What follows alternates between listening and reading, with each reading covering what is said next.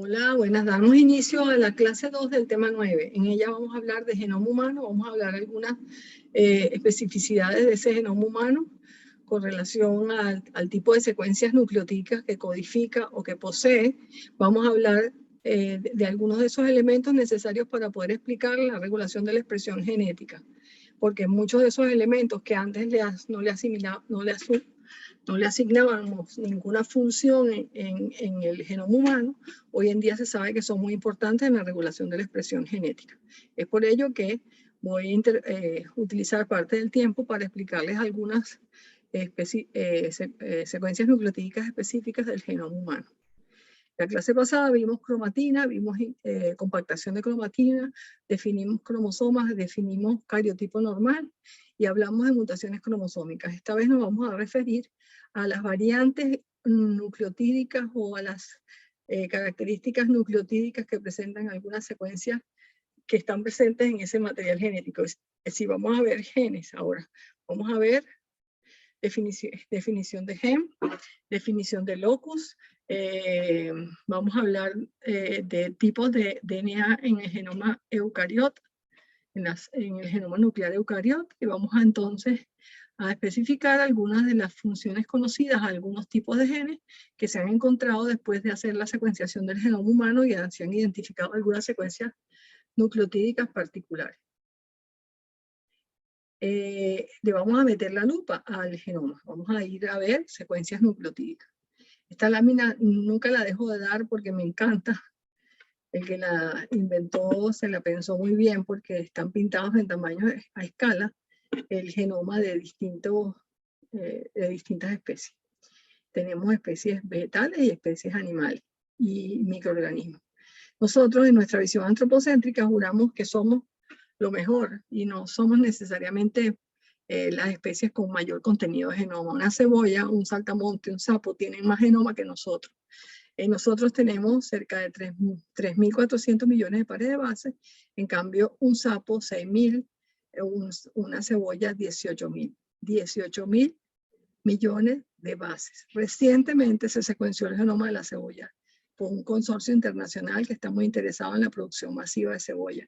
Recientemente, creo que fue en el año 2021, como que fue que se secuenció por completo el genoma de la cebolla. Nosotros secuenciamos nuestro genoma con un proyecto de muchísimos países participaron, un proyecto que involucró, que tiene una historia muy bella que deberían leerse, porque involucró la participación de muchos países en alianza y además generó una competencia entre organismos estatales y organismos privados, porque detrás de esa secuenciada del genoma se esperaban patentes. Entonces ese tema valdría la pena que lo revisaran y lo vieran con detenimiento como cultura general. Nosotros no somos el genoma más grande. Y tampoco tenemos la densidad génica más grande, es decir, el número de genes que encontramos por millones de pares de base es 10, más o menos 10 genes por millones de pares de base, por 1 millón de pares de base. En otros organismos encontramos con cantidad de genes por millones de pares de bases diferentes y el total de número de genes que se supone expresamos nosotros son 25.000 genes, 30.000 genes. Eso después de secuenciar el genoma humano. Pero ya vamos a ver qué es eso. Entonces, ¿qué es genoma? Genoma es el contenido total de material genético presente en una célula o individuo. Ese genoma, en nuestro caso, que dije que tenía 23 pares de cromosomas, 22 cromosomas somáticos y un par de cromosomas sexuales, tiene 33.400 millones de pares de base y expresa en proteínas más o menos 25.000, 30.000 genes. Entonces, genes, que ya veremos cómo ha cambiado un poco esa definición, más regiones intergénicas, regiones que no son genes, es el genoma humano. El genoma humano es idéntico en cualquier célula de nuestro organismo. Tenemos un miocito, las células del músculo, una neurona, las células del sistema nervioso periférico. Esas neuronas y esos miocitos tienen idénticos genomas. Si yo aíslo células de carrillo de la mucosa bucal o aíslo DNA de linfocitos, tengo exactamente el mismo genoma. Pero ese genoma se puede expresar de manera diferencial, de tal manera diferencial que el conjunto de proteínas y RNA y productos de expresión que se expresan en un miocito es completamente distinto al conjunto de proteínas que se expresan en una neurona, porque las funciones son diferentes. ¿Okay? Haciendo análisis de genoma, haciendo análisis comparativos de genoma, se ha logrado estudiar mucho y se ha logrado a través de estudios de análisis comparativo de genoma asignar funciones a los genes que se secuenciaron, es decir, se secuenció el genoma humano y tenemos un conjunto de secuencias nucleotídicas que no sabíamos para qué codificaban. Esos análisis comparativos descubriendo genes en animales como modelos experimentales, en animales nocaos, en animales a los cuales se les ha delecionado un gen, a los animales a los cuales se les ha insertado un gen en estudios de genómica funcional, han permitido asignarle funciones a algunos genes porque observamos lo que le pasa fenotípicamente a una rata cuando ese gen se noquea o se sobreexpresa. Y eso ha ido permitiendo hacer análisis de asignación de funciones a los genes que codifica el genoma humano. Esos porcentajes de similitud son los porcentajes que se obtienen de hibridar un genoma de una especie con otra.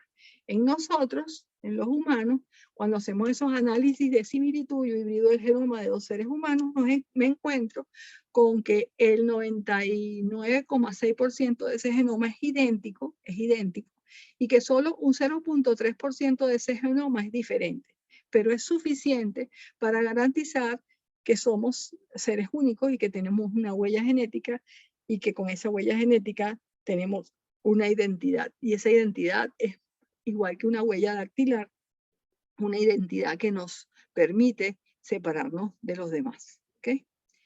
¿Qué es un gen? Esa definición hay que volverla a mirar y con ojos. Y les voy a dejar al final de esta clase un libro que quiero que ojalá en algún momento de sus tiempos libres se lo lean, porque ese libro habla un poco de lo que hay que reabrir los ojos para mirar este tema de ácidos nucleicos. Un gen es una unidad funcional y física de la herencia que pasa de padres a descendientes. Esa es una definición que descubrimos con Mendel. Sí, hace muchísimos años, hace 130 años más o menos, esa definición de gen. Finalmente, o de gen, no, una definición de material heredable, ¿sí? ¿Okay? Después vino la posibilidad de definirlo de una manera un poco más bioquímica, que era un segmento de ADN, y al ADN lo describimos y empezamos a hablar de apareamiento de bases como en el año 53. Un segmento de ADN que contiene la información genética para un producto en particular. Y empezamos a darle entonces esa definición a gen más o menos en los años 70, 80. ¿Okay? Sin embargo, hoy en día se sabe que un gen es una secuencia de DNA que es esencial para una función específica, bien sea en el desarrollo o en el mantenimiento de una función fisiológica. ¿Por qué en el desarrollo y después en el mantenimiento? Porque hay genes que se expresan en el estado embrionario que después no se expresan más nunca. Entonces no son genes, pero se expresan en un momento determinado.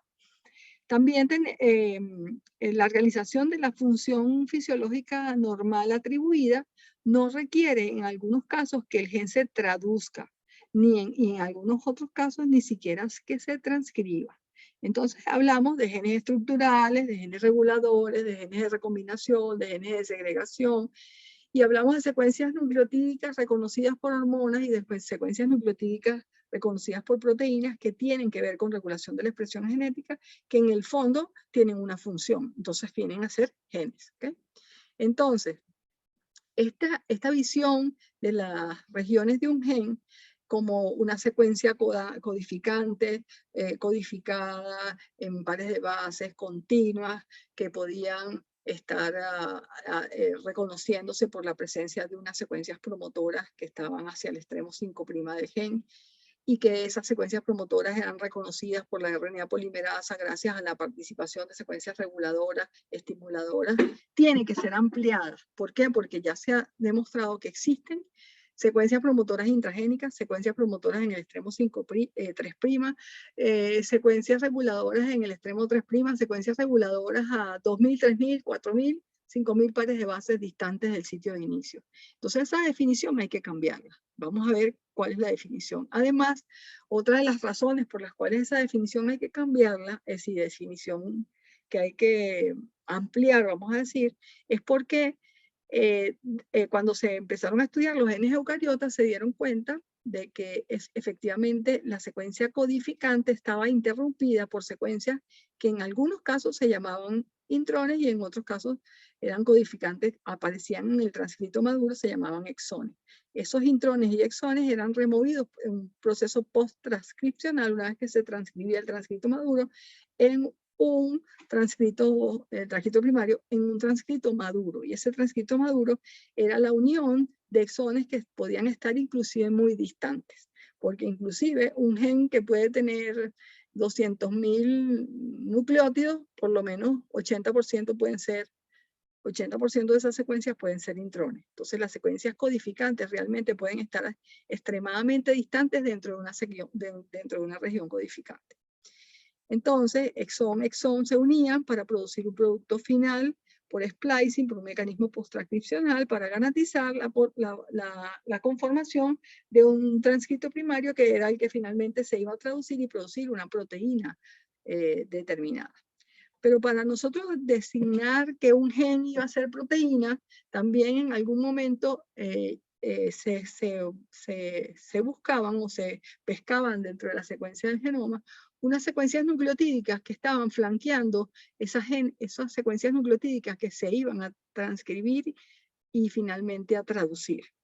Y hablamos de unas secuencias que se llaman UTR, que son unas secuencias que no se traducen, secuencias nucleotídicas que no se traducen, que se transcriben, que flanquean un gen por su extremo 5' y 3' y que garantizan que finalmente ese mensajero se ancle perfectamente en el ribosoma y produzca una proteína. Pero muchas de sus secuencias, las que están en azules, no se traducen, sino solamente se traduce la secuencia codificante ya procesada que está en rojo.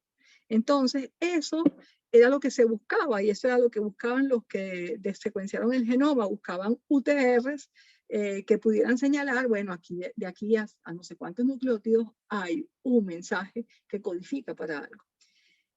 Pero se han encontrado potenciadores, silenciadores, promotores, potenciadores, silenciadores en los dos extremos del gen, ¿verdad? Y eso abre a una posibilidad.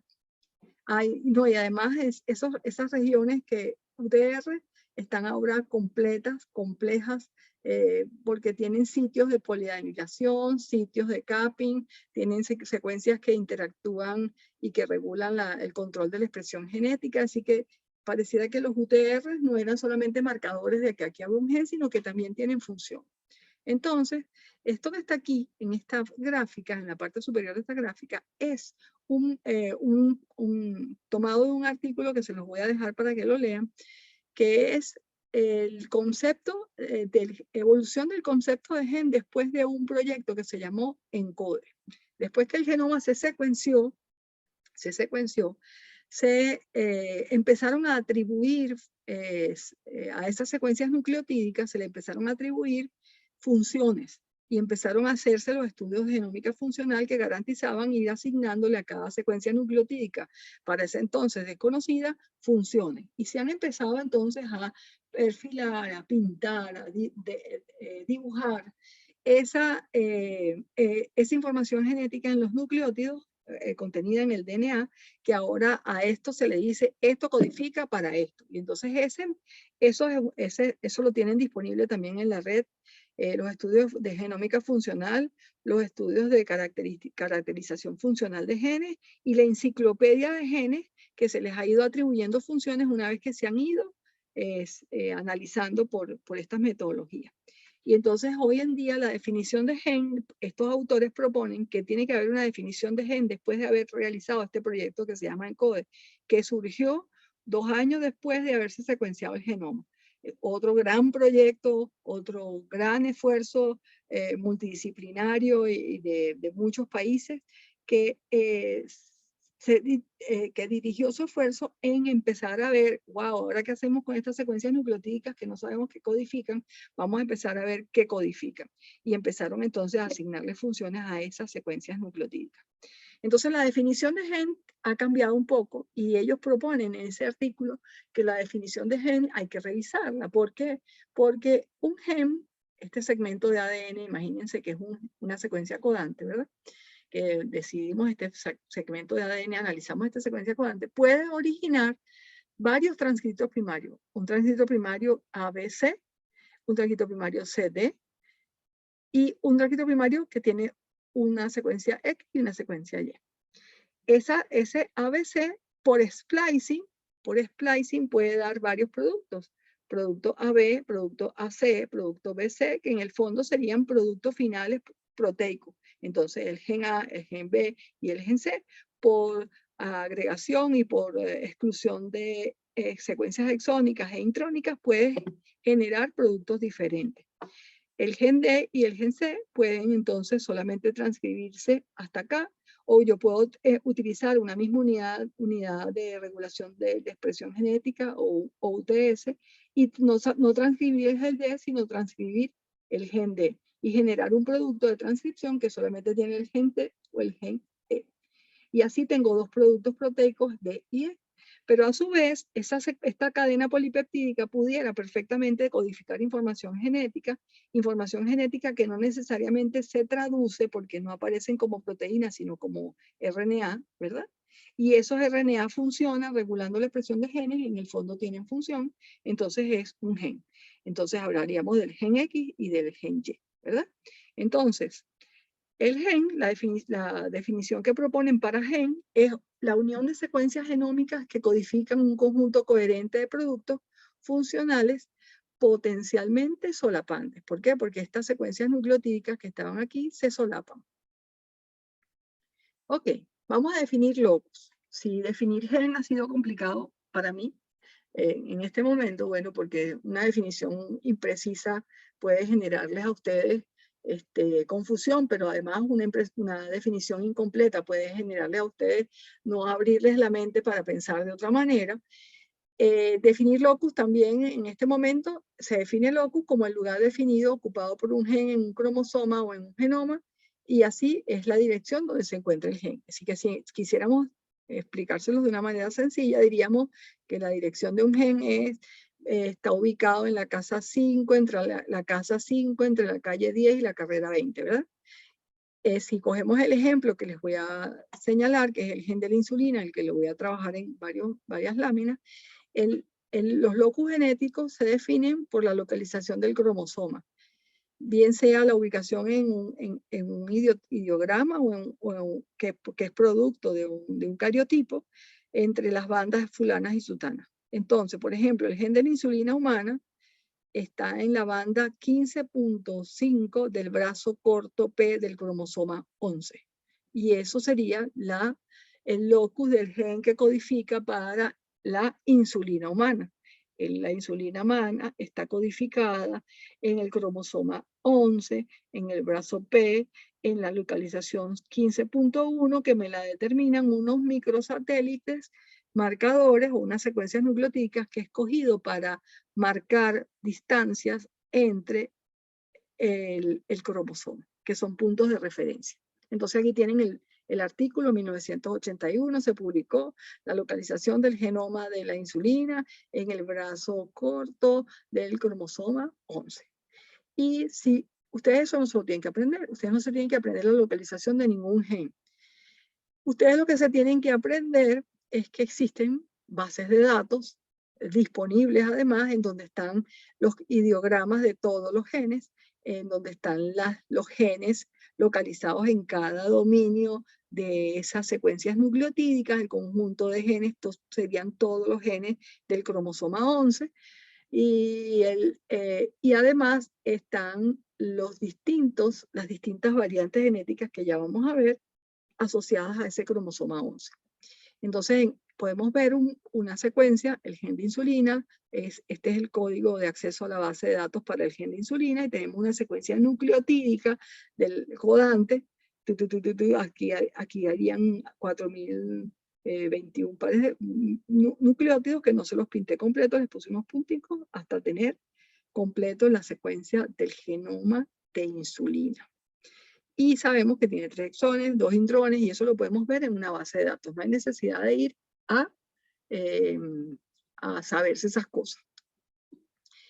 Entonces, ahora voy a definirles otra cosa. ¿Por qué? Porque resulta que no todos los genes que heredamos son idénticos en absolutamente todos los nucleótidos. Nosotros heredamos de cada padre nuestro, heredamos un gen, ¿verdad? Y ese gen garantizó que tengamos un genoma diploide con doble dosaje, ¿verdad? Para cualquier gen tenemos al menos 2 alelos, para cualquier gen. Háblese de genes únicos, genes de unicopia, ¿verdad? Esos 2 genes pueden ser idénticos, y entonces hablamos de homocigoto para el alelo A del gen fulano, ¿verdad? Es decir, ese alelo, ese gen está idéntico en los 2 cromosomas. Pero podemos tener un homocigoto con un alelo alterado, ¿verdad? Una variante, una secuencia nucleotídica diferente, una base nitrogenada diferente en ese DNA que codifica para ese mismo producto. Entonces, esa variante hace que nosotros ya tengamos 2 alelos diferentes si heredamos los 2 alelos diferentes, uno del padre y otro de la madre, para el mismo gen. Entonces, versiones del mismo gen que están presentes en un locus dado es un alelo. Esas variaciones alélicas son una de las bases fundamentales de la variabilidad humana. Alteraciones nucleotídicas en el gen conducen a una variante genética. Y pues esa variante genética puede ser homocigota o heterocigota. Esa variante puede ser homocigota con los 2 genes mutados o heterocigota con uno de los alelos mutados y el otro normal. Por ejemplo, en la betaglobina humana, el gen de la betaglobina normal o su alelo silvestre, o lo que, vamos a decir, lo que estamos esperando como normal, que produce la hemoglobina A, tiene en una posición ácido glutámico. Y esa posición, por una mutación, por una transición genética, ¿verdad? Una mutación, sustituir una A por una T, produce un alelo falciforme o alelo mutado de la hemoglobina falciforme. ¿Okay? Entonces, el contenido de material genético es idéntico en todas las células, pero un porcentaje, tan solo 0,3% del genoma humano es diferente. Somos seres únicos porque tenemos huellas genéticas que son únicas y nos permiten tener identidad. Esto que está aquí, en esta página que se inserta en esta figura, es el análisis comparativo de secuencias nucleotídicas, ¿verdad? En el genoma humano, un fragmento de genoma humano, al compararlo con chimpancés, orangután y otros mamíferos superiores, con conejos, con caballos, con gatos, con perros, ¿verdad? Entonces esa comparación de genomas nos permite saber que la mayoría del genoma entre nosotros, en este segmento, entre nosotros y un chimpancé es casi que idéntica, y que solamente unas variaciones muy pequeñitas podemos tener entre nosotros y un chimpancé. Pero tenemos muchísimas variaciones con relación a un gato, pero tenemos también muchos genes que compartimos secuencias nucleotídicas. Esos análisis de comparación de secuencias nucleotídicas entre diferentes vertebrados revelan el origen de una alta conservación de genoma, de similitudes entre diferentes especies y de similitudes que son esas que yo les digo. Tenemos 99,6% de similitud con cualquier otro humano, pero somos distintos. ¿Qué nos hace diferentes si tenemos el 99,6% de genoma idéntico. ¿Qué nos hace a unos padecer algunas enfermedades y a otras no? Fueron algunas de las preguntas que se empezaron a hacer los científicos para determinar por qué somos tan distintos si somos todos humanos y compartimos un 99,6% de genoma. Y a través de análisis moleculares nosotros podemos determinar las huellas genéticas. Podemos determinar bueno, está al revés la figura, no se invirtió cuando la pasé para acá. Pero lo que me interesa es que vean que podemos, a través de unas banditas, determinar exactamente que tenemos una secuencia discriminatora. Nosotros podemos tener una persona de estas que participó en una violación, en un asesinato, y andamos buscando quién es el sospechoso, el que produjo eso, y por una muestra de ADN, de saliva, de cabello, de alguna gota de sangre, se puede hacer identificación del sujeto que estuvo participando en ese evento legal, ¿no? También podemos identificar un padre con un hijo, y eso no estaba aquí. Esto es el análisis parental. Podemos identificar la madre, el padre, el hijo, y podemos descubrir cuáles son las secuencias nucleotídicas que son heredadas del padre, que no se van a repetir con otro padre, porque otro padre no va a tener esas mismas secuencias nucleotídicas específicas. Lo vamos a ver cuando veamos la última clase. Pero una de las cosas que produce, fíjense esta familia que está aquí, donde los hijos los escogí casi que todos muy parecidos, con los mismos colores de cabello, las mismas formitas, las caritas, con el mismo color de ojos. Sin embargo, logramos ver que son diferentes. Una de las razones por las cuales se logra variabilidad de la información genética que produce esas diferencias que inclusive son fenotípicamente visibles, es decir, no son alteraciones fenotípicas que están ahí en el genoma y que nadie sabe que va a ser diabético, ni nadie sabe que va a ser hipertenso al futuro, ¿verdad? Pero sí sabemos que el niño nació con el cabello de un color y con las caritas, con el color de la piel de un color y con la estatura de tal tamaño, ¿verdad? Eso sí lo sabemos.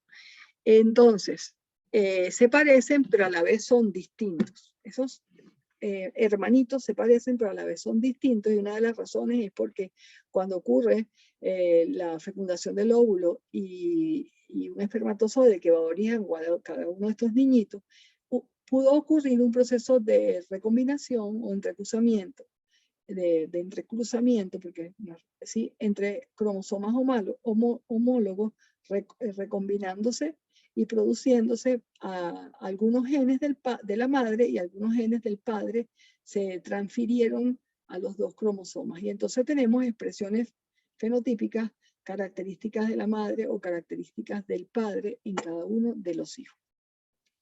Pero las alteraciones del genoma humano pueden ser diversas, y los mecanismos para los cuales se producen alteraciones y variaciones en los genes y el genoma pueden ser diversas. Una de ellas, que ya vieron con la profesora de Yanira, es mutaciones. Esas secuencias nucleotídicas codificantes pueden tener una variación genética, y esa variación genética producir un genoma alterado que se hereda. Podemos tener una variación genética que no está en la secuencia nucleotídica del gen, sino que está más bien en la secuencia regulatoria, y el patrón de expresión de esos genes se hereda. Y entonces tenemos más expresión, más o menos, de un gen, producto de una mutación que ha ocurrido en un elemento regulatorio de la expresión de genes de un determinado gen. Pero también podemos tener duplicación y divergencia. Podemos tener genes que se duplican, y encontramos en el cromosoma muchos genes duplicados para algunas funciones particulares, y esa duplicación y variabilidad de duplicación es también una de las maneras de alterar la información genética. Otra de las posibilidades es que en un gen determinado una secuencia nucleotídica sea un exón, y en un gen determinado esa secuencia nucleotídica forme parte de los exones. Si ese intrón que estaba acá ahora forma parte de un gen nuevo y se producen genes nuevos por ese mecanismo. Otra de las posibilidades es la transposición de genes, porque hay elementos móviles en el genoma que pueden transponerse, es decir, salir de un sitio y ponerse en otro, porque tienen mecanismos replicativos particulares e individuales. Y muchos de esos fenómenos de transposición están involucrados en que tengamos en nuestro genoma algunos genes virales insertados. Entonces, Vamos a hablar de mutaciones. Mutaciones ya ustedes lo vieron con la profe Sora de Yanira González y voy a pasar rápidamente estas láminas. Pero me interesa que entiendan que una mutación es un cambio estable en el material genético, en el DNA. No es un cambio en el RNA, no es un cambio en las proteínas. Es una mutación, es un cambio en las secuencias nucleotídicas de manera estable que codifican para un gen, que codifican para una secuencia determinada. Es un cambio en el ADN. Producto, ¿por qué se producen las mutaciones? Producto de la duplicación celular, daños en el ADN que no se reparan, que producen algunas sustancias ionizantes a las que estamos expuestas, el sol y algunos agentes carcinogénicos, mutagénicos que estamos expuestos. Esas sustancias químicas son alteradoras del material genético y si nosotros no tenemos los mecanismos de reparación suficientes, producimos células somáticas con esas mutaciones que van a originar otras células somáticas con esas mutaciones. Pero si ese daño se produce en las células germinales, pues vamos a pasar ese daño, esa mutación a la descendencia. Otra de las posibilidades es que tengamos infección por virus y algunos virus son capaces de alterarnos el patrón de expresión de genes y alterarnos la capacidad de lograr la información correcta de nuestro gen. Entonces, ustedes vieron mutaciones con la profe Dayanira y vieron que si esto es un gen normal, yo podía tener transición, es decir, podía hacer una sustitución por transición o transversión, dependiendo si yo sustituía una purina por una purina o una pirimidina por una pirimidina. Esta sustitución produce la incorporación de un nucleótido en el DNA que cuando se transcribe y finalmente se traduce, puede producir una sustitución de puede alterar un codón que va a ser leído por un tRNA con una secuencia anticodónica de manera diferente y se va a incorporar un aminoácido que no debería estar en esa posición. Esa incorporación puede pasar silente porque la base modificada no produzca un cambio en el codón reconocido o porque la base produzca un codón que químicamente sea muy similar al otro o no sea en una región importante en la conformación tridimensional proteica de esa proteína. Si eso es así, esa sustitución pasa silente. Pero si esa sustitución, fíjense en el caso que les puse de la hemoglobina, la sustitución de un solo aminoácido, la sustitución de un solo aminoácido, sí, porque se ocurrió una mutación en un nucleótido en la cadena que codifica para la betaglobina humana, es capaz de producir una enfermedad que se llama anemia falciforme. ¿Por qué? Porque ese nucleótido sustituido ahora se importa en la conformación tridimensional de las cadenas de globina que a su vez generan empaquetamiento de esas cadenas de una forma alterada. La otra posibilidad, la otra posibilidad es que aquí cuando haya la sustitución se genere un codón de terminación que me permita terminar la traducción. Acuérdense que esta secuencia puede ser de genómica, pero también estas cosas las podemos hablar en las secuencias reguladoras de la expresión genética. Así que si yo puedo tener una sustitución, una secuencia reguladora de la expresión genética que me produce un cambio de reconocimiento de ese gen que se transcribe muchas más veces o menos veces. Otra de las cosas es la adición de bases. Yo puedo adicionar bases nucleotídicas, ¿verdad? Y esa adición de bases nucleotídicas me va a generar de allí en adelante, donde ocurre la inserción o adición de base nucleotídica, un cambio en el patrón de lectura. Esas mutaciones por inserción o por deleción suelen ser mucho más severas. La inserción genera un cambio de patrón de lectura. Si eso ocurrió al inicio del gen, pues estamos fregados. Y si esa inserción o esa deleción ocurrió en regiones, por ejemplo, codificantes para intrones, posiblemente esa adición sea silente. Y si la deleción ocurrió también en secuencias espaciadoras del gen, en secuencias intrónicas del gen, pues posiblemente eso no va a tener efecto. Pero si ocurre en secuencias codificantes, generalmente se producen proteínas truncadas o proteínas con patrones de lectura completamente diferentes posterior a la mutación, y eso trae como consecuencia seguramente cambios conformacionales importantes. Pero se ha demostrado que cuando se analizan genomas, ¿verdad? Se analizan genomas, algunas de esas modificaciones se encuentran en el 1% o más de la población. Así que si yo analizo 100 genomas, por lo menos en uno de esos yo me consigo con que hay una variación. Y cuando yo analizo poblaciones gigantes, yo analizo una población de 1000 individuos, por lo menos 10 o 15 personas tienen el polimorfismo que ando buscando, la variante que ando analizando. Esas expresiones fenotípicas diferentes o alternativas, normales y comunes, como consecuencia de alteraciones o cambios en el genotipo, es lo que se llama polimorfismo, presencia de diferentes alelos en un mismo locus. Y estrictamente, para que podamos definirlo como un polimorfismo, es la ocurrencia de alelos múltiples en un locus en donde al menos dos alelos están presentes en el 1% de la población. O tengo el gen normal y tengo el gen mutado en el 1% de la población. Es decir, voy a encontrar seguro una persona de esa población que tiene esa variante.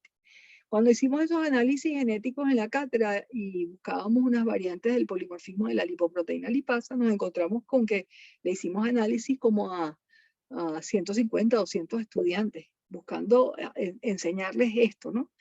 Y sí, habían algunos de ustedes que tenían la variante.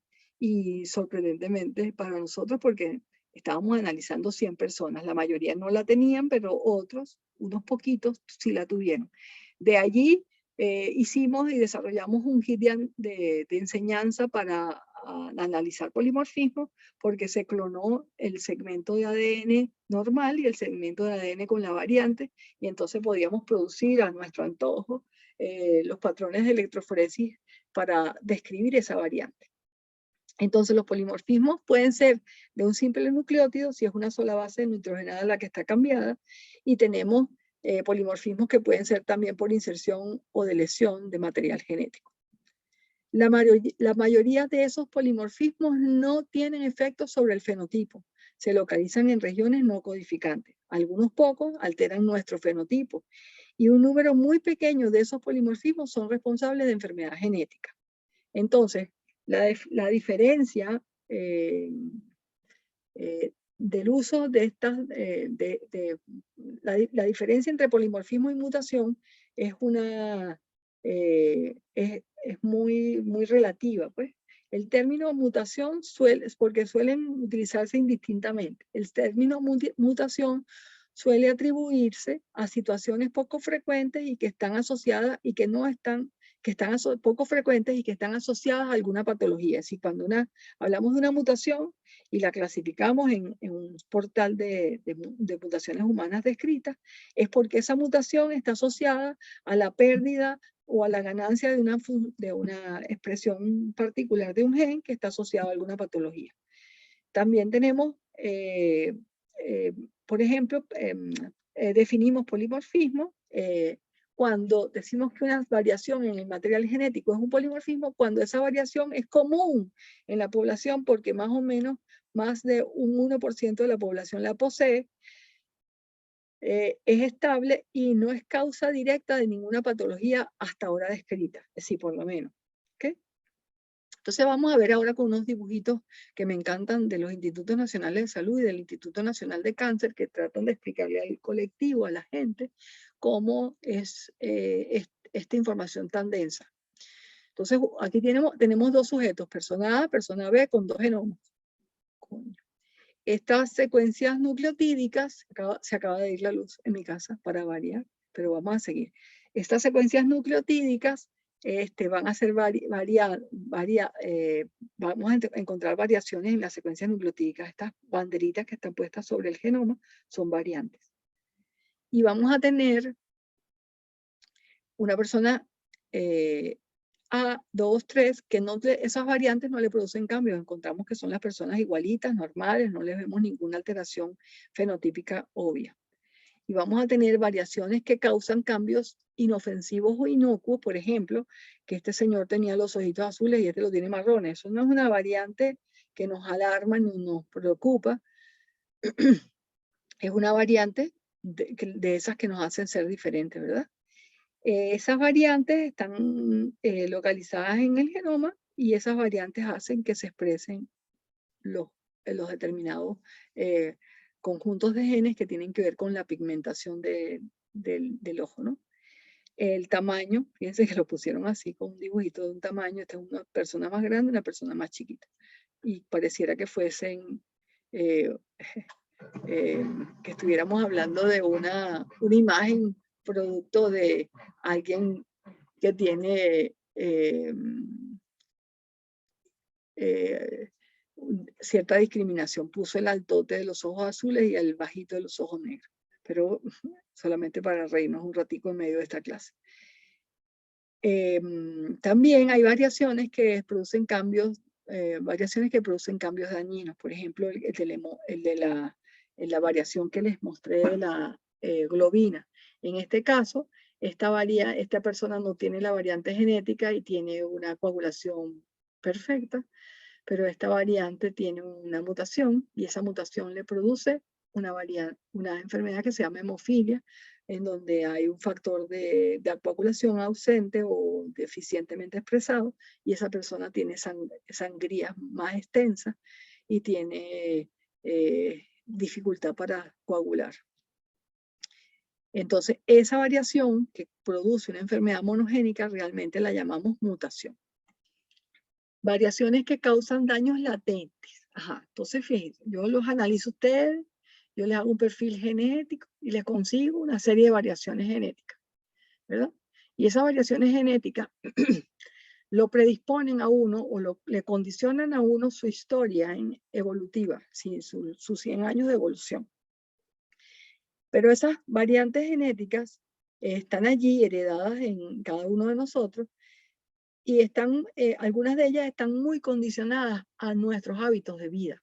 Si estas dos personas, aquí pusieron fumando y tomando, uno tomando cerveza, que es el que termina enfermo, y otros tomando martini, que no termina enfermo. Estas láminas tienen sus discriminaciones. Uno catirito, que no termina enfermo, y uno morenito, que sí termina enfermo. Me parece, analizándolas bien con ustedes aquí, me parece que podríamos haberlas cambiado, pero bueno.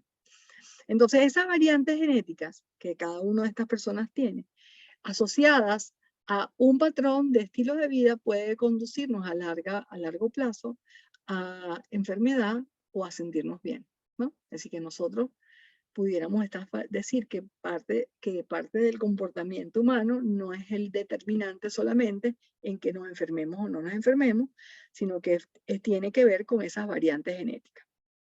Entonces, los polimorfismos de nucleótidos simples o single nucleotide polymorphic, polimorfismos de nucleótidos simples, son variaciones frecuentes en el genoma humano.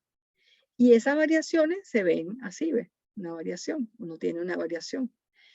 Pero para que se defina polimorfismo, eso tiene que estar presente en más de 1% de la población.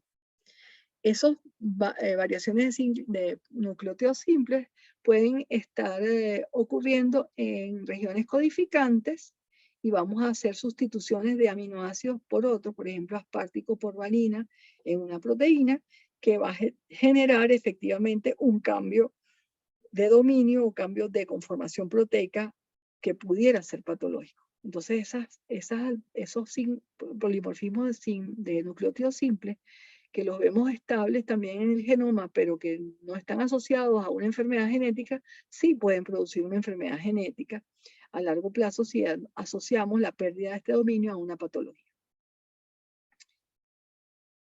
Entonces, esos polimorfismos se expresan bajo ciertas condiciones y el fumar genera que switchemos o que hagamos que esos genes se expresen. Acuérdense que la expresión de esos genes, los patrones de alteración de la expresión genética pueden estar condicionados por algunas sustancias externas, lo que comemos, si fumamos, si tenemos una vida sedentaria.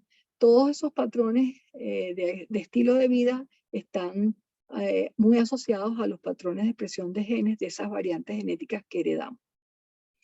Esos análisis de polimorfismo hoy en día se hacen y se hacen mapas de polimorfismo y usted manda una muestra de ADN y en menos de 2 semanas usted tiene un informe enrolladito como que le dice, usted en el cromosoma 1, en la posición fulana de tal, tiene una sustitución de G por C. En el nucleótido tal, en el cromosoma tal, tiene una sustitución de N. Y ese G, ese polimorfismo, en esa posición, en el cromosoma 1, está localizado el gen de tal cosa. Entonces, ese análisis, que hoy en día puede costar, para un montón de polimorfismos, puede costar unos $300, $400. Es un análisis que viene como les dije, con un catálogo de sus variantes genéticas. Y esas variantes genéticas pudieran ser predictivas de enfermedad futuro. Entonces pudiéramos tener un conjunto de personas, vamos a llamarlas normales, donde esos polimorfismos encontrados son, donde esos no se consiguen esos polimorfismos, y personas que asumimos con patrones polimórficos diferentes, con perfiles polimórficos diferentes, clasificados como el grupo de pacientes que puede sufrir hipertensión, el grupo de pacientes que puede tener diabetes, el grupo de pacientes que puede tener cáncer de mama, el grupo de pacientes que pudiera desarrollar a los 50 años corea de Huntington. Ese perfil genético hoy en día se le da a las mamás recién dadas a luz, porque muchos de estos perfiles genéticos se hacen en el material genético del niño. Y entonces eso genera una necesidad urgente de explicarle a ese paciente al cual le han dicho que tiene un perfil B de cáncer de colon, cuándo le va a aparecer ese cáncer de colon, qué cosas tuviera que hacer para evitar el cáncer de colon. En este caso de la dibujita están paciente normal y paciente con algunas variantes de cáncer de riñón. Y entonces el doctor, la doctora le está explicando al paciente cuáles son sus probabilidades de desarrollar cáncer de riñón y cuáles deberían ser las recomendaciones para evitar el desarrollo de un cáncer de riñón. Entonces, señores, tenemos unas páginas disponibles en donde ustedes pueden hacer búsqueda de localización de genes en cromosomas y de variantes nucleotídicas en cromosomas. Se las voy a dejar disponibles al final de la última clase.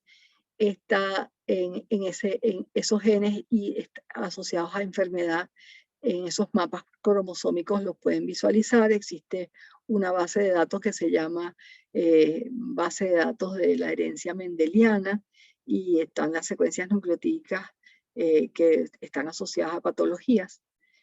Y efectivamente, otra de las cosas que quisiera dejarles con esta laminita sencilla es que el patrón de herencia de genes alterados del padre o de la madre se transmite a los hijos con un patrón simple como este, pero hay patrones de asociación un poco más complejos, en donde un polimorfismo o una variante o una mutación se transfieren a un hijo, y nada más que con que esté presente un alelo ya se expresa, o se necesita que los dos alelos estén alterados para que el problema se exprese, la patología se exprese. Entonces es importante que sepan que hacerse los análisis de polimorfismo ha generado uno de los principales dilemas éticos del planeta en este momento con relación a la análisis o a las huellas genómicas. Y esos dilemas éticos empiezan a resolverse con asesorías genéticas precisas, y sabiendo que las compañías que secuencian genomas solamente vieron en estas posibilidades de hacer lo que llaman medicina preventiva un negocio más. Entonces, a través de esa medicina preventiva se están prediciendo, se predicen patrones de enfermedad futura que han discriminado a personas a nivel social. Entonces, legalmente y socialmente, este avance genético ha generado unas dificultades que legalmente se están resolviendo para garantizar la confidencialidad, la identidad, garantizar el resguardo de esa información genética de sujetos para no ser víctimas de discriminación por quienes permiten asegurarlo, por ejemplo, a uno para salvar futuro.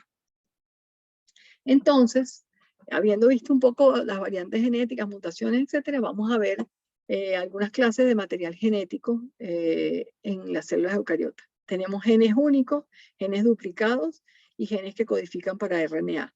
Tenemos genes que codifican para proteínas como genes únicos que representan solamente el 1.5, más o menos, fracción del genoma es 1.5, viene siendo como en porcentaje como el 0.8.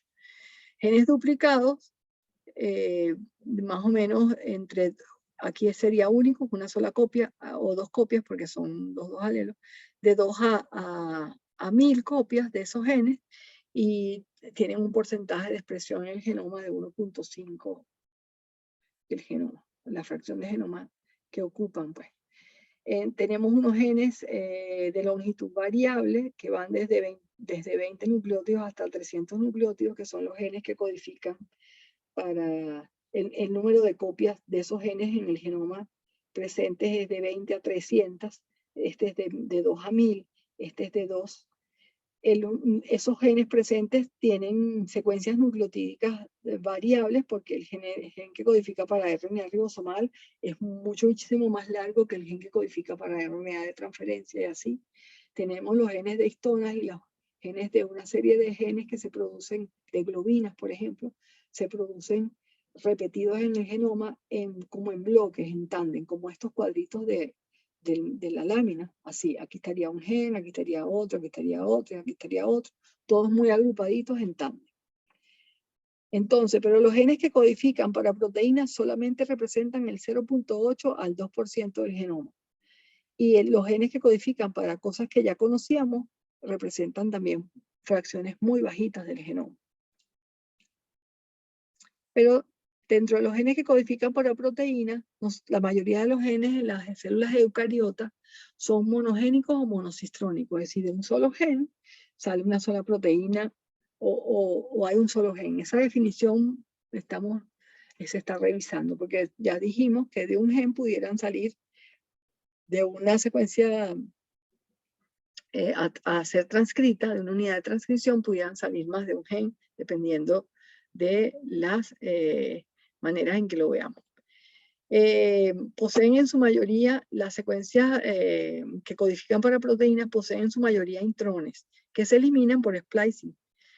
Y usualmente esas secuencias nucleotídicas de intrones son muchísimo más largas que los exones. Por ejemplo, un gen promedio de 50.000 pares de bases tiene un 95% de sus secuencias que son intrones y un 5% de sus que son intrones, y además tiene secuencias nucleotídicas en los extremos 5' y 3' del gen que finalmente no se traducen.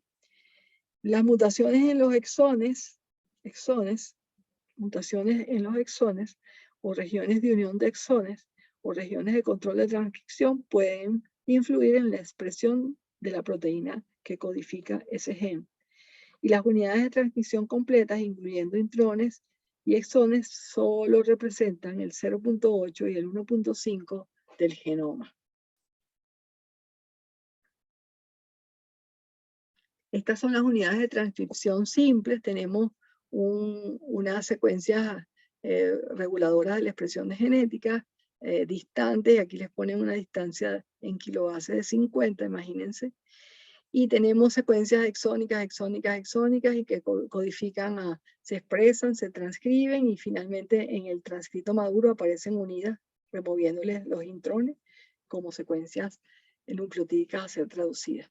Pero existen unidades de transcripción más complejas en donde de un simple gen, de la transcripción de una secuencia polinucleotídica podemos tener más de una secuencia exónica que van a ser inclusive en algunos casos removidas. Podemos tener más de un mensajero, podemos tener más de un sitio de poliadenilación y podemos entonces romper la transcripción, transcribir un segmento de ADN que poliadenilamos y removemos todo un pedazo de ese mensajero, porque poliadenilamos antes o que poliadenilamos después. Podemos tener un capping inicial y un capping más adentro, entonces también vamos a tener posibles mensajeros con secuencias nucleotídicas diferentes. Teníamos un exón D, un exón 1B, 1A, 1B, 2 y 3. Y podemos entonces tener un mensajero que tiene al exón 1A, que tiene al exón 2 y que tiene al exón 3, y podemos tener un mensajero que tiene el exón 1B, el exón 2 y el exón 3, que son las secuencias que finalmente van a ser traducidas. Entonces, este concepto de un gen, una proteína, se lo tienen que quitar de su cabeza. Ya no es verdad, ya no es una estricta verdad, sino que hay genes que codifican para otras cosas.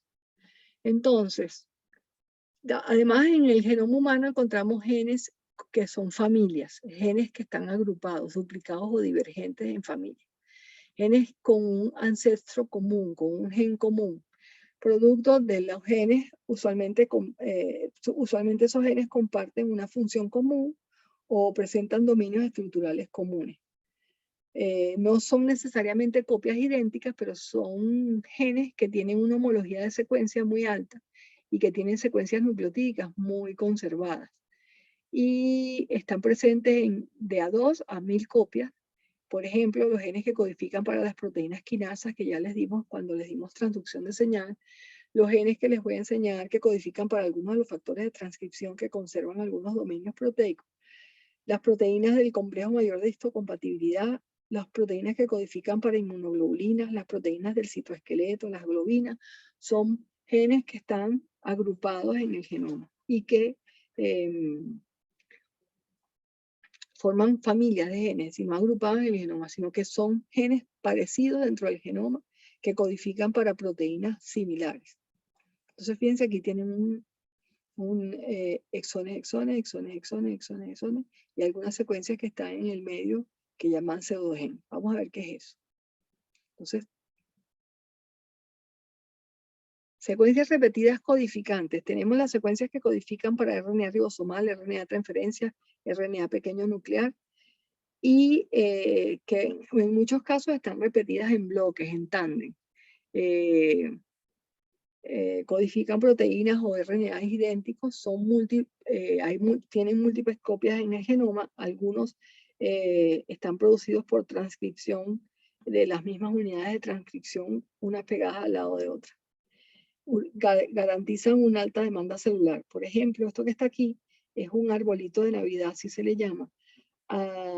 Y esto que está aquí es el gen que codifica para los RNA ribosomales, y cada uno de estos palitos del arbolito son transcripciones que se están ocurriendo de manera continua a lo largo de ese gen para poder transcribir en un determinado tiempo todos los RNA ribosomales que se necesitan para producir ribosomas. Entonces, el genoma ribosomal tiene de 100 a 150 copias, y a su vez múltiples RNA polimerasas están transcribiendo esos genes a la vez en un área especializada del núcleo que se llama nucleolo. Entonces aquí vean, por ejemplo, los genes de histona están agrupados, los genes están todos pegaditos juntos en clúster o en agrupaciones de genes para producir secuencias nucleotídicas, y los que están pintaditos en verde son las secuencias espaciadoras. Vamos a definir otro tipo de secuencias que encontramos en el genoma que se llama pseudogenes. Son segmentos de ADN genómico que son similares en secuencia al gen con una función conocida, un gen con función conocida, pero que no se transcriben, son como fósiles. Son secuencias nucleotídicas, pero realmente no son como fósiles ya. Hoy en día ya no se clasifican como fósiles, o no se ven solamente como fósiles. Son secuencias nucleotídicas que están allí, que por alguna razón han sido hasta procesadas y usualmente no tienen intrones. Usualmente presentan múltiples mutaciones, y debido a su similitud con las secuencias que se consideran normalmente relacionadas, se ha predicho, se ha propuesto que se ha propuesto que su origen se debe a mutaciones en el gen que hacen que se pierda su expresión y se quede ese gen allí que más nunca se expresa. Se producen por duplicación de ese material incompleta o por retrotransposiciones. Se transcriben y se les transforma en DNA y se vuelven a insertar en el genoma. Esos pseudogenes en su mayoría el 80% se origina por ese último mecanismo de retrotransposición que involucra la transcripción reversa del mensajero maduro y su subsecuente introducción en el genoma. Son muy fastidiosos para hacer análisis genómico, ¿ok? Y hoy en día ya no son tan genes basura, sino que, o que no son fósiles de ADN, sino que se le atribuyen algunas funciones en la regulación de la expresión genética, en la diversidad genética, y algunos de esas secuencias pudieran potencialmente transcribirse en algún momento y adquirir función como protoncogene o protoncogene. En algunos casos se les ha visualizado la posibilidad de hacer genes nuevos. Ok, vamos a parar aquí para ver. Bueno, si me falta ver un momentico rapidito las clases de DNA eucariota repetidos en el genoma. Tenemos los DNA repetidos en el genoma de secuencias simples o de secuencias simples o de secuencias intercaladas, repeticiones intercaladas, que pueden ser largos o pueden ser cortos. La longitud puede ser larga o puede ser corta. Esta es corta, fíjense, número de copias variables, cuánto representa en el genoma. Tenemos genes más largos que pueden tener más copias y que pueden representar un porcentaje alto en el genoma. Y tenemos algunos elementos retrotransposones que pueden ser secuencias como estas que involucran una gran cantidad del genoma. Entonces vamos a ver algunas. DNA repetidos en el genoma que no codifican para proteínas y que empezamos a conocer, que forman parte del 89% del genoma. Entonces, dentro de estas secuencias nucleotídicas están microsatélites que se utilizan para hacer análisis de locus, hacer análisis de secuencias múltiples como marcadores genéticos. Y algunas que vamos a ver en la clase que sigue, que son las secuencias que codifican para repeticiones nucleotídicas en tándem variables. Tenemos de locus simple o de múltiples locus. Vamos a ver eso, vamos a ver rapidito eso. Entonces tenemos DNA repetido en secuencias simples, DNA repetido en secuencias simples cortas en tándem o comúnmente conocido como DNA satélite. Se utilizan como marcadores cromosómicos. Algunas de estas secuencias están dentro de las unidades de transcripción y algunos de ellos están asociados a enfermedad. Tenemos satélites altamente repetidos, mini satélites moderadamente repetidos y microsatélites moderadamente repetidos de mayor tamaño. Entonces tenemos satélites, son secuencias repetidas en tándem de 5 a 3000 pares de bases, altamente repetidas, con longitudes de repetición que van de 1 a miles de pares de bases, y estas secuencias están organizadas en secuencias agrupadas. Se encuentran en regiones de la heterocromatina cercanas a los centrómeros y a los terómeros, y también son abundantes en el cromosoma masculino, el cromosoma Y. Los minisatélites están moderadamente repetidos, tienen entre 14 y 400 pares de base, en promedio 20. Están repetidos en el genoma de 20 a 50 veces y están localizados generalmente en eucromatina, en secuencias de longitud variable, repetidas en tándem, que son los BNTR, que los vamos a usar para hacer algunos análisis de genoma, útiles en la identificación de individuos y en las huellas de DNA. Lo vamos a ver en la última clase. Pero la posibilidad de que una persona con, fíjense, los BNTR serían estas secuencias repetidas en tándem, ¿verdad? Estos cuadritos rojos. Existen secuencias que los flanquean o que los rodean, que son conservadas, y podemos entonces diseñar metodologías que nos permiten amplificar estas secuencias específicas que son variables en el genoma. Entonces una persona en 6 individuos pueden coincidir que, por ejemplo, estos dos tengan el mismo BNTR para uno de los marcadores de BNTR, y que este pueda tener 2 de B, y que este pueda tener 1 de C, y podemos tener otras completamente distintas. Es decir, la posibilidad de que una persona no relacionada entre sí tenga un análisis de BNT de una de las variables, BNTR iguales, es muy poco probable si se analizan 4 o 5 o 6 locus de BNTR diferentes. Entonces, cuando uno quiere hacer precisión del análisis genético, tiene que utilizar más de una secuencia de estas para hacer análisis, para poder con precisión diferenciar una persona de la otra. Los microsatélites están moderadamente repetidos en el genoma. La repetición es de 10 a 100 veces.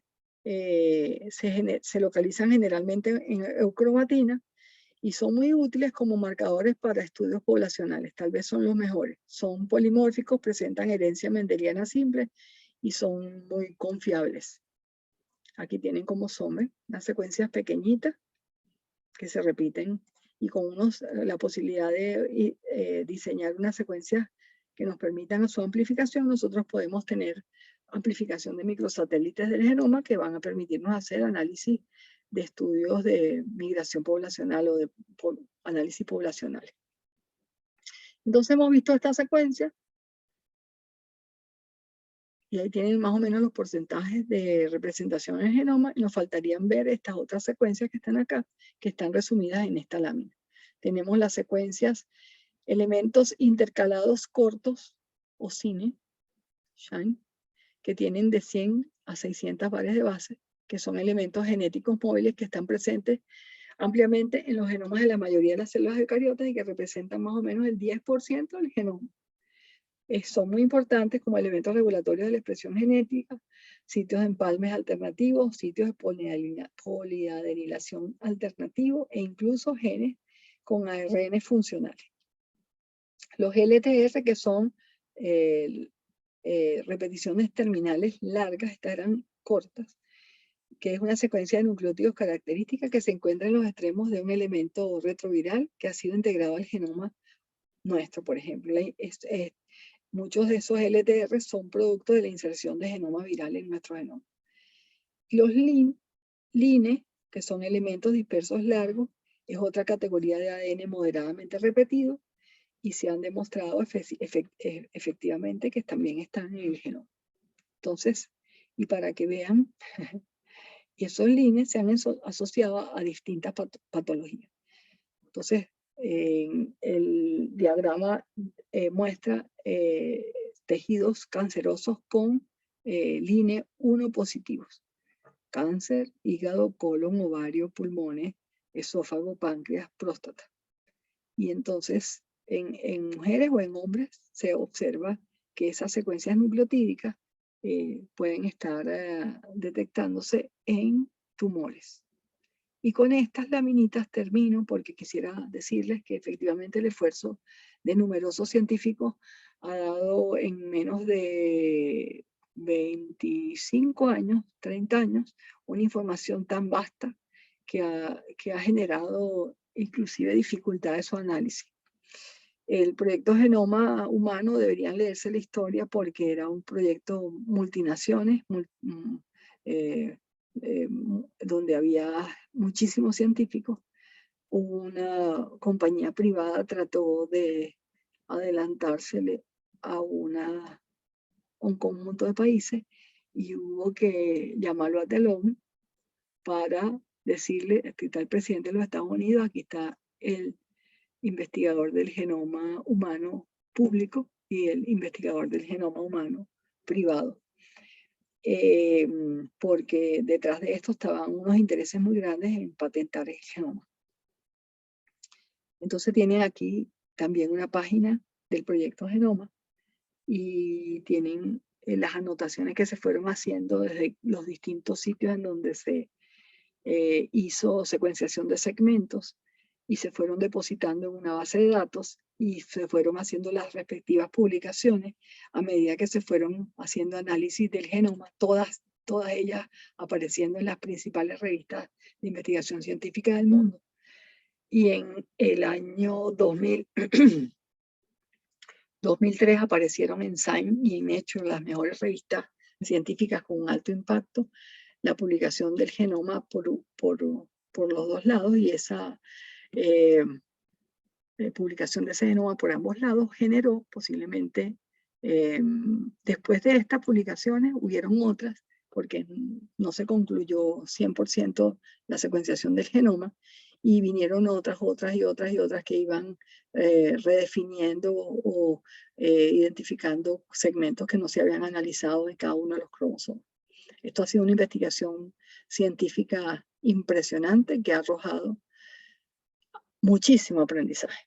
Y dentro de las cosas que aprendimos rápidamente del proyecto Genoma Humano es que casi todo el genoma humano en todas las personas es el mismo, que solo alrededor del 2% del genoma contiene genes que poseen información para producir proteínas, que el genoma humano tiene un estimado de 25 o 30 mil genes que codifican proteínas y que se desconoce la función de más de la mitad de ellos, tal vez 100.000 genes.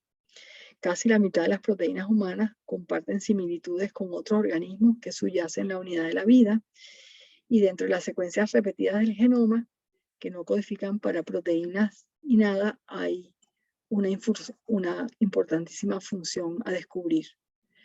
Nos falta mucho por conocer.